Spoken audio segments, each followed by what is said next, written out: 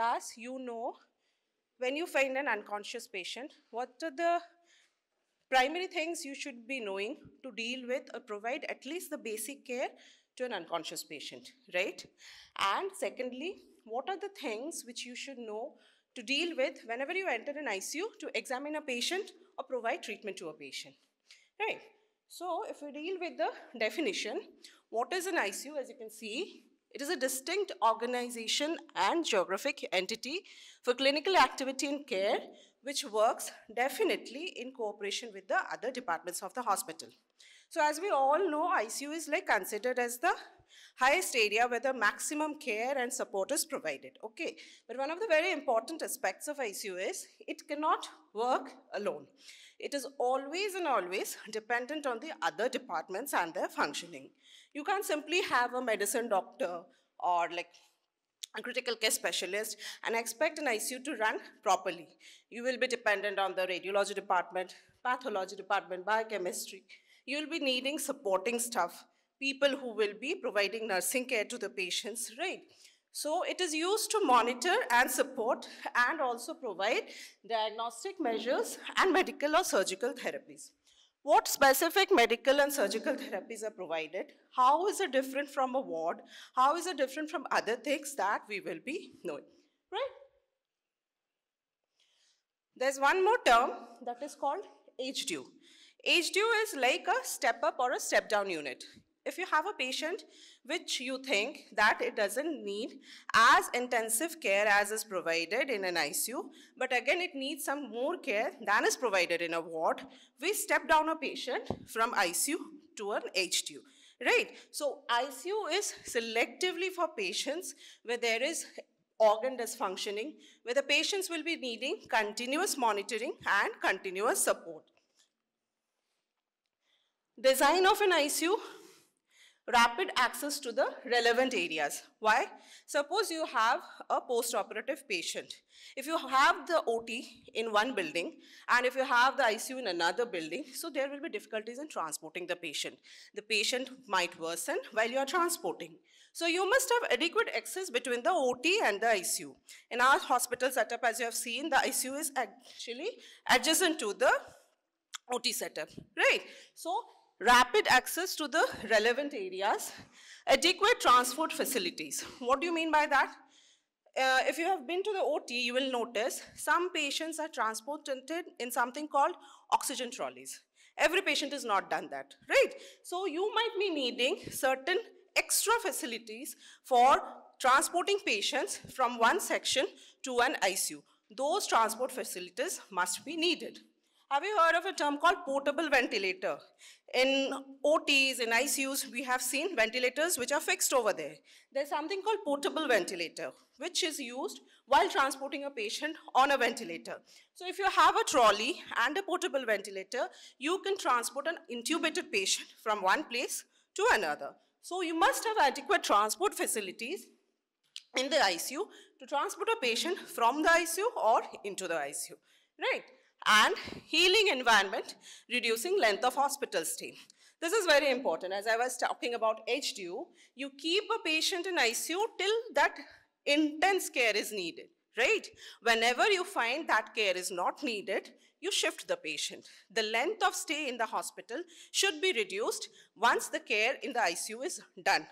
Also, the billing, the charges, the chances of infection in ICU is very much high. It's not like ICU provides only the best care. There are also certain disadvantages, like very sick patients will be there, very much immunocompromised patients will be there. So the chances of cross-infection is very much more in ICU.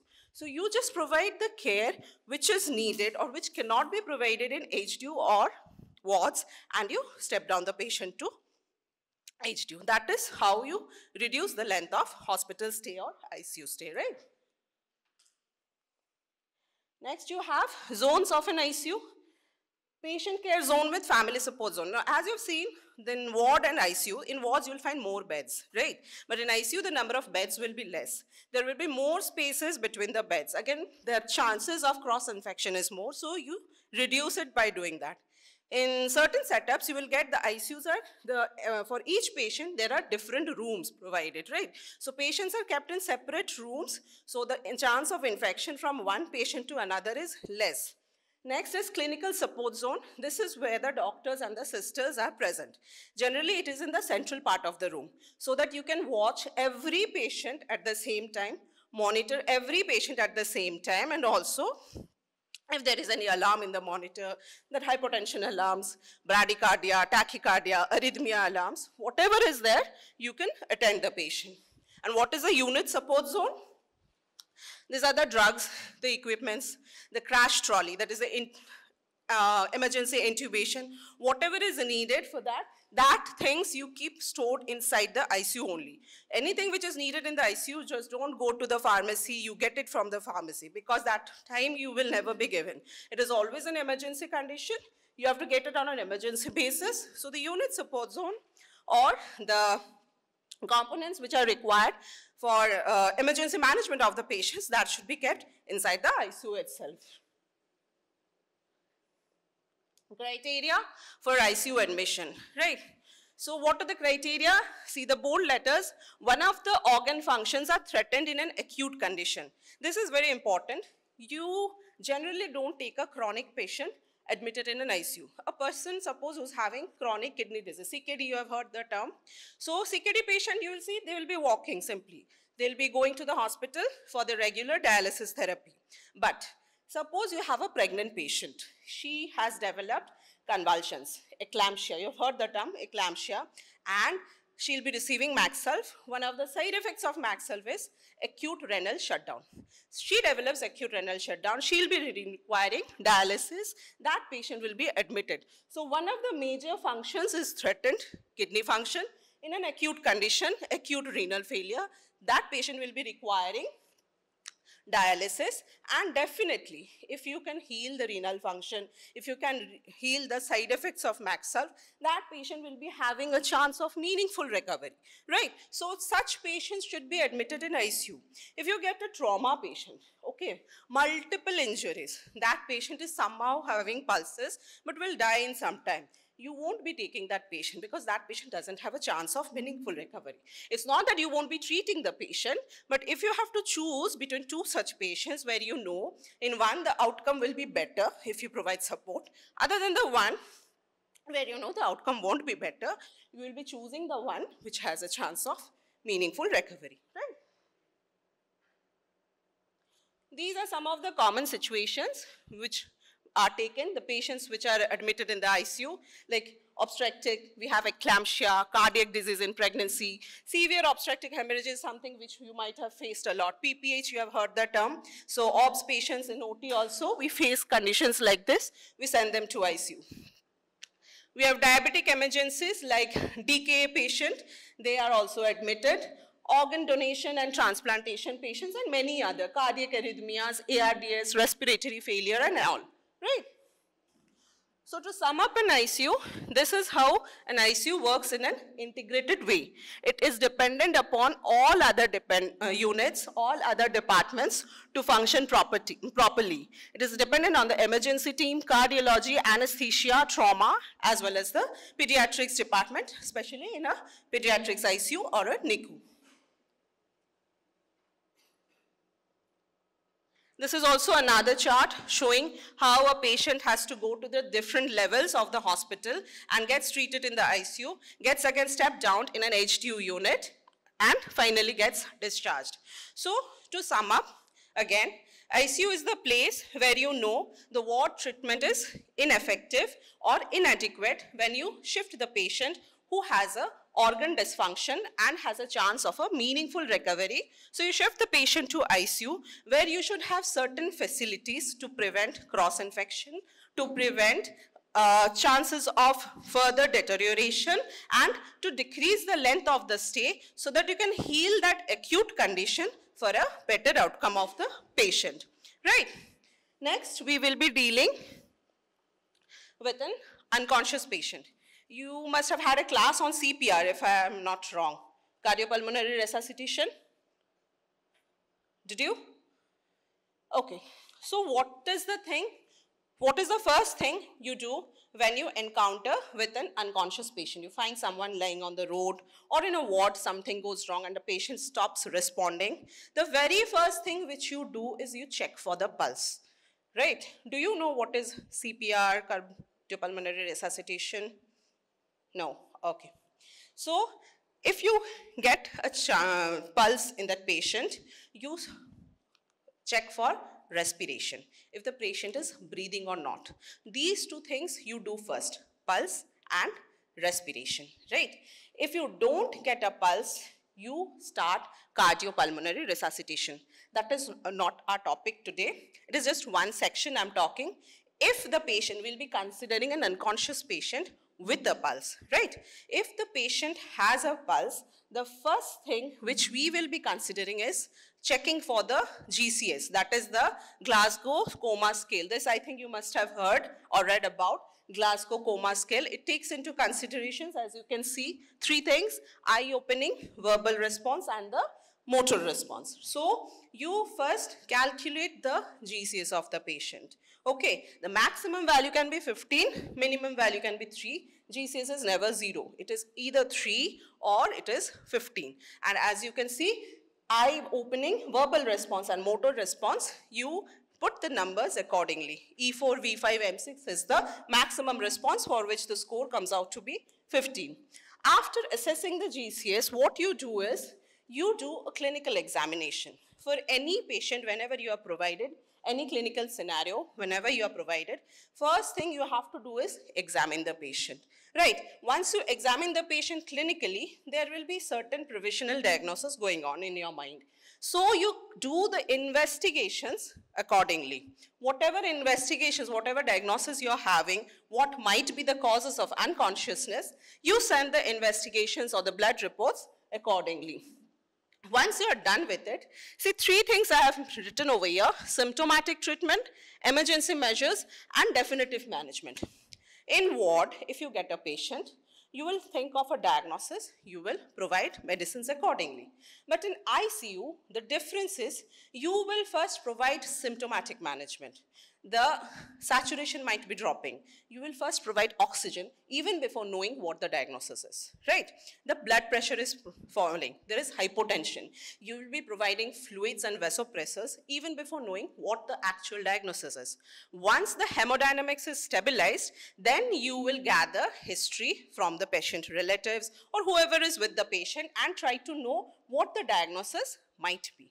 Right. So symptomatic treatment and emergency measures, they go hand in hand. In the meantime, you send investigations, and then when you reach a final definitive diagnosis, you go for the definitive management or treatment of the patient. This is something which I have taken called, as you have know, BLS or ACLS protocol in CPR. This is taken from ATLS, acute trauma when you are having. You follow something called ATLS protocol, right? Airway. How is it important? Suppose in trauma patients, there is a chance of cervical neck or neck injury. So you have seen in movies or something like that, they provide a neck collar. Whenever there is an accident, a road traffic accident, they will provide you with a neck collar. The neck is stabilized. Why? So that the airway is stabilized and the cervical spine is also stabilized. If there is a little bit of more movement, it can injure the spinal cord, it can injure the brain matter and will lead to sudden death of the patient. Stabilizing the airway, stabilizing the neck is one of the primary things which we do when we get a trauma patient, right? Suppose you get a very drowsy patient.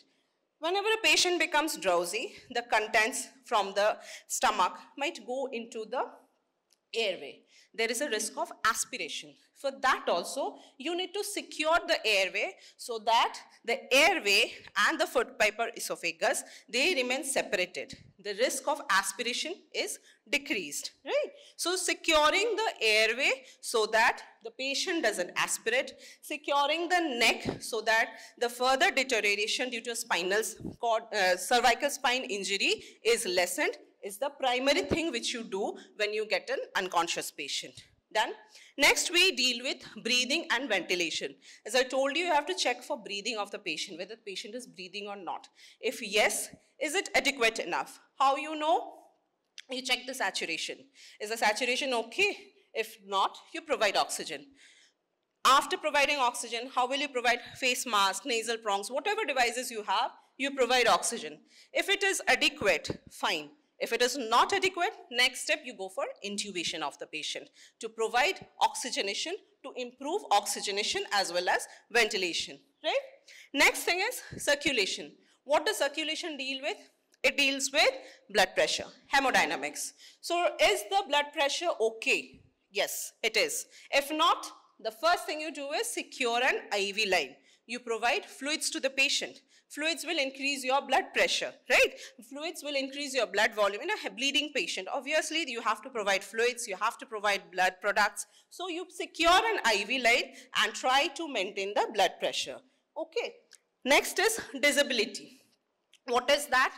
You examine the patient for fractures. RTA patient comes to you, so you examine the patient for fractures. Again, cervical collar already you provided. If there are any other fractures, you try to stabilize it, prevent it from mobilization. Apply a slab or cast, whatever is needed at that time, you stabilize the patient. Last thing is exposure. This part is very important. You have to expose the patient because a drowsy patient will not give you any history, right? So you have to expose the patient, do a full body examination, look for signs, what can be the cause of drowsiness. So these are some of the causes of coma or drowsiness I have stated. You can check it later. What you will find once you expose the patient and do a general examination. See, if you get certain needle puncture marks, you can be sure or you can hope that it is due to a drug overdose. Then your next step of management will be you have to provide antidotes to the drugs. Once you provide antidotes to the drug concentration in the blood will decrease, patient will start regaining consciousness. Right. Next, you will have cherry red discoloration of the skin if it is a case of carbon monoxide poisoning. Okay. Next, if you have fever, drowsiness, along with nuchal rigidity, it can be cause of meningitis. So these are some of the findings which you can have in a drowsy patient. And if you find, you will be having a provisional diagnosis. Your treatment will be directed in that direction. Okay. What are the emergency measures you will be taking at that time? First, ensuring the airway. Second, you will be securing IV access. Next, simple bedside CBG you will do. If the CBG is like 500, 600, you know it is a case of diabetic ketoacidosis, right? So, you will be administering fluids to the patient. You will be administering IV insulin to the patient. Okay, if the CBG is low, then it is a case of suspected hypoglycemia. Instead, you will be providing DNS to the patient. So once the blood glucose level is corrected, the patients will start regaining consciousness. So simple bedside tests you will be doing so that you have a provisional diagnosis. Empirical antibiotics in a case of meningitis. You don't know whether it is a bacterial meningitis or it is a viral meningitis. So you will be giving both antibacterial as well as antiviral. You will be giving all of them. Then you will be sending the CSF for culture. And once the culture report comes, you will de-escalate the drugs. Suppose it is due to a bacterial meningitis, you will stop the acyclovir. You will stop the antiviral drugs. You will continue with the antibacterials. You will continue with the antibacterials which are sensitive to the microorganisms, right? So the first thing is you have a provisional diagnosis that it is meningitis. Then you start an empirical treatment. Then you go for a definitive diagnosis by sending investigations. Whatever the investigation reports are, you de-escalate the treatment accordingly, okay? These are some of the investigations which you will send. Routine blood. Why is it important? Suppose what you send in a routine blood. You send a CBC. CBC, you know, like hemoglobin, TCDC, platelet count, everything. Total count, that will be increased in severe sepsis. A sepsis, drowsy sepsis patient comes to you, meningitis patient, or any other kind of sepsis can be there. So total count will be informative to you about the sepsis condition of the patient. One more thing is important. What you do in ICU is, you send these investigations almost daily. Why? Because it is not the absolute count which is important. It is the trend which is important. You have a 25,000 total count today. If you find the total count is 20,000 tomorrow, you will know that your patient is actually responding. The treatment which you are providing, your reports might not have come. You are treating the patient on the basis of a provisional diagnosis. You will know that the patient is responding to your treatment. If it is a case of sepsis, if it is a case of any other infection, you know the counts are decreasing. That means the patient might be responding to the treatment. So you do send investigations on a regular basis to know the trend in which the patient is responding. If it increases, then definitely patient is not responding. You have to escalate the treatment. You have to increase the dosage of the antibiotics. Whatever necessary, you have to do accordingly. ABG, have you seen an ABG ever before? Arterial blood gas analysis. Okay, this is done again almost like 2 to 3 times in a patient in a day if such a patient comes to you, to check oxygenation of the patient, to check ventilation of the patient. CO2, if accumulates more in the blood, you have seen patients of COPD. Whenever there is an acute exacerbation of COPD, there will be hypercarbia, okay, right? So the CO2 concentration increases in the blood, that causes drowsiness. So ABG will be able to provide you information about oxygenation, what is the partial pressure of oxygen in blood, PO2 is what we see in ABG, and also PCO2 for the CO2 concentration in the blood in patients suspected to be having hypercarbia, right? Okay, what is toxicologic screening?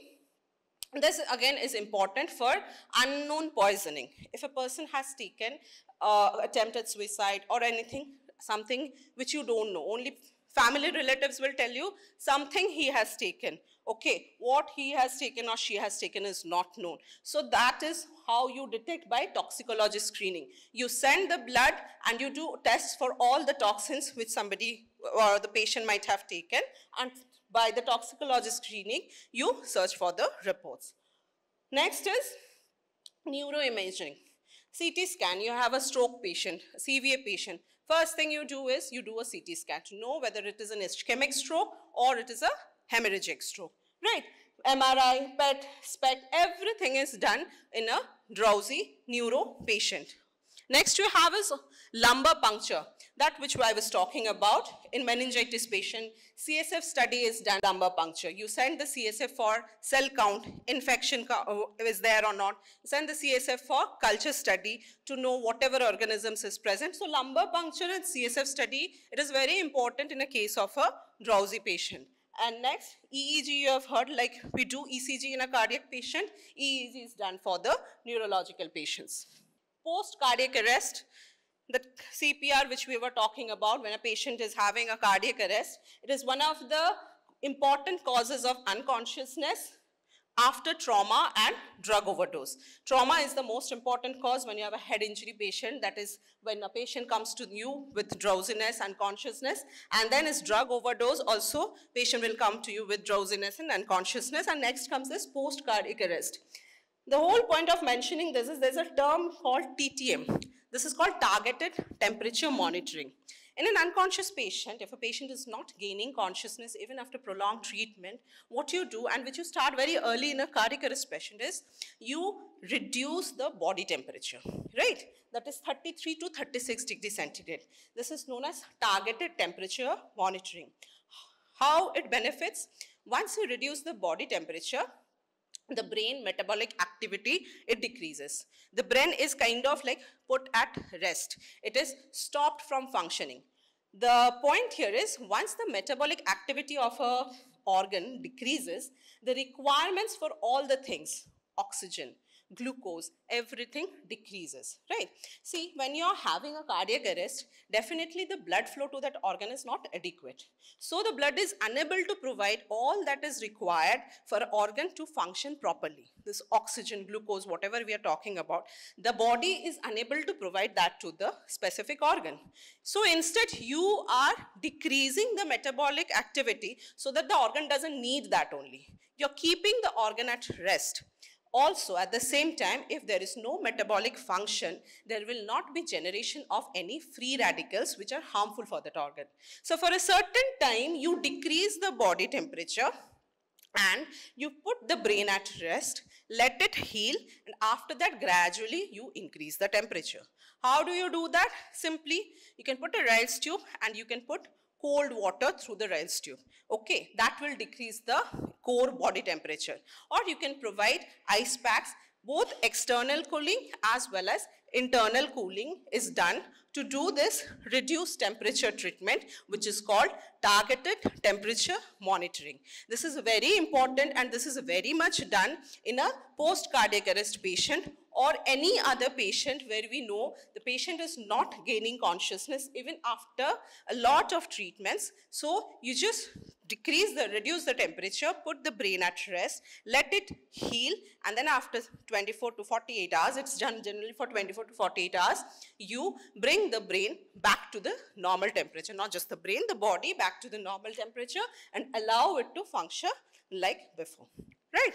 So this was all about dealing with an unconscious patient. Once you find an unconscious patient, to sum it up, you should first check for the pulse.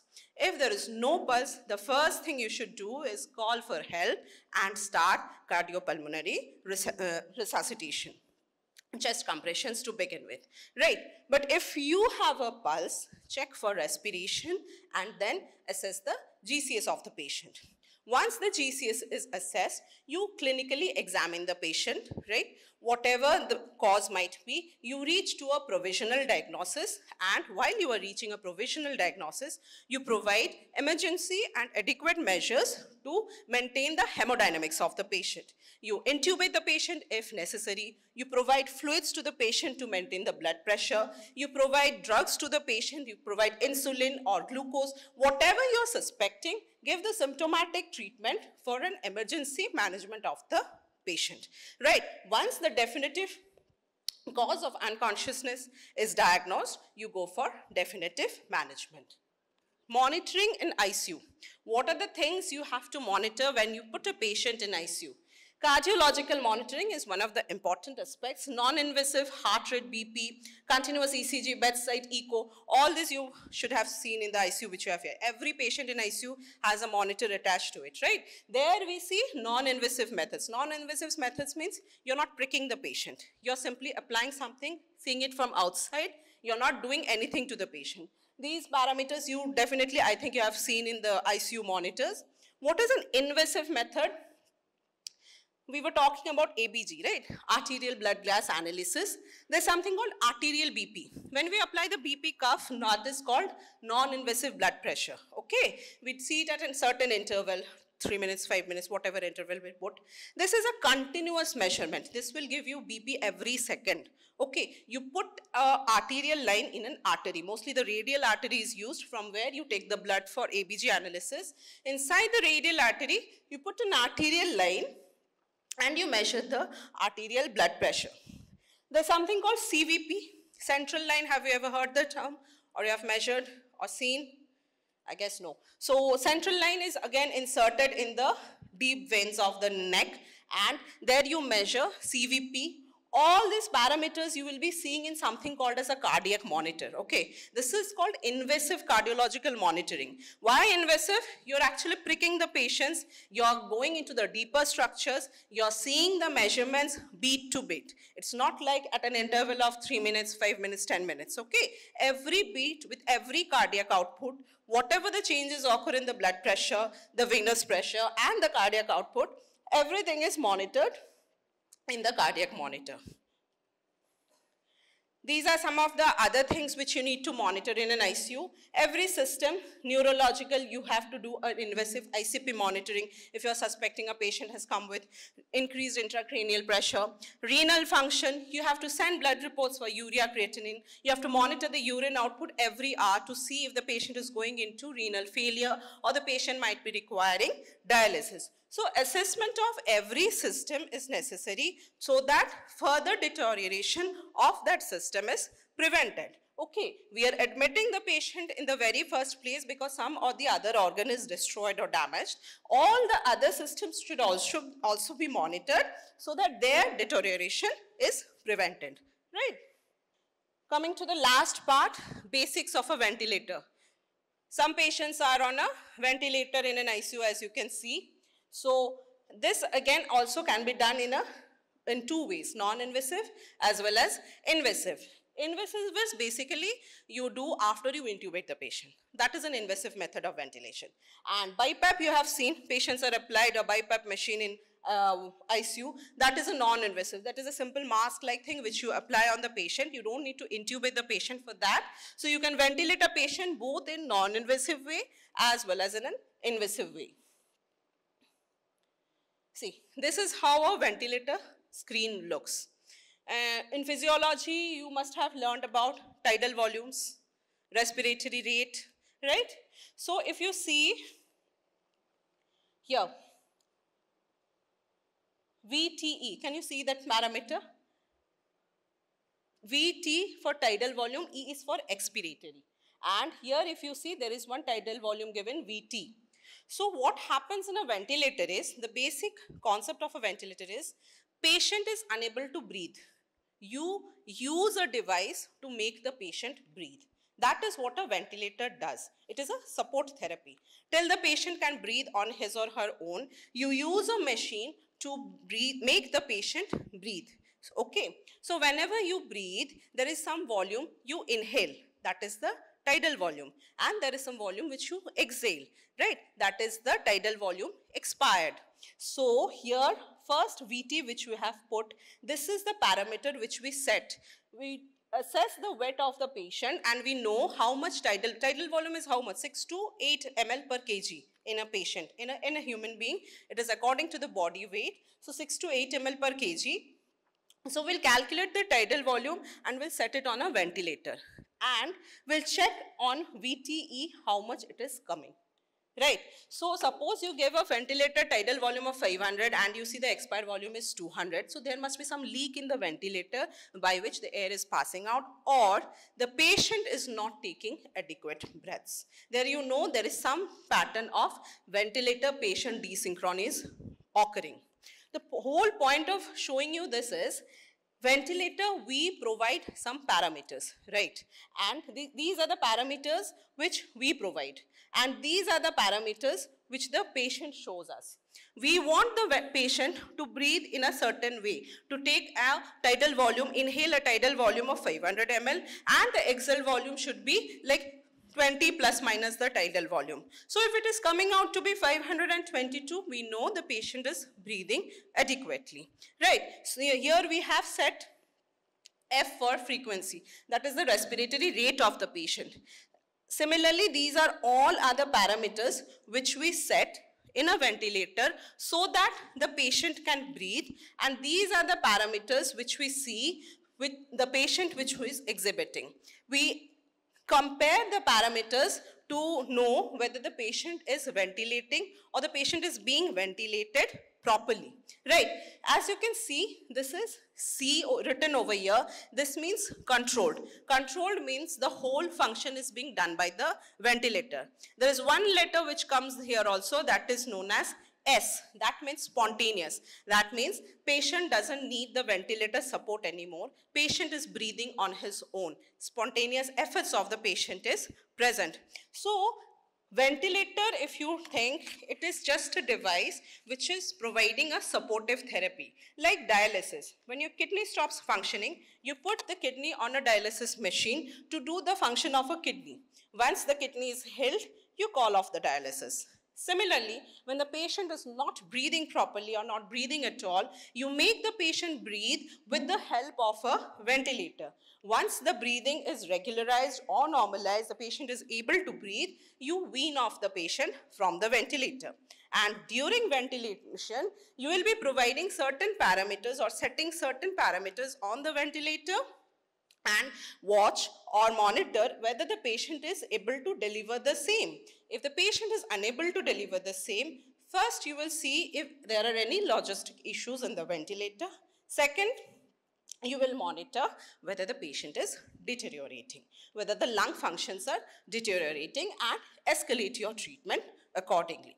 So these are the primary things which you should observe once you see a ventilated patient, whether the tidal volume you are providing, that is being exhaled properly or not, whether there is any spontaneous effort from the side of the patient or it is completely dependent on the ventilator and is taking all controlled breaths, right?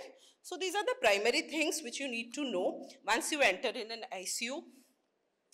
The geographical setup we have talked about, the criteria, what sort of patients we will be taking up in an ICU, whether you put it in the ICU or you escalate it down to a HDU ward, and how you treat or deal with an unconscious patient. The very first thing you should see or check for is a pulse. If there is no pulse, I repeat, the first thing you do is a CPR. But if there is a pulse with respiration, you assess for the GCS and do the clinical examination, bedside tests, emergency measures, and go for definitive treatment.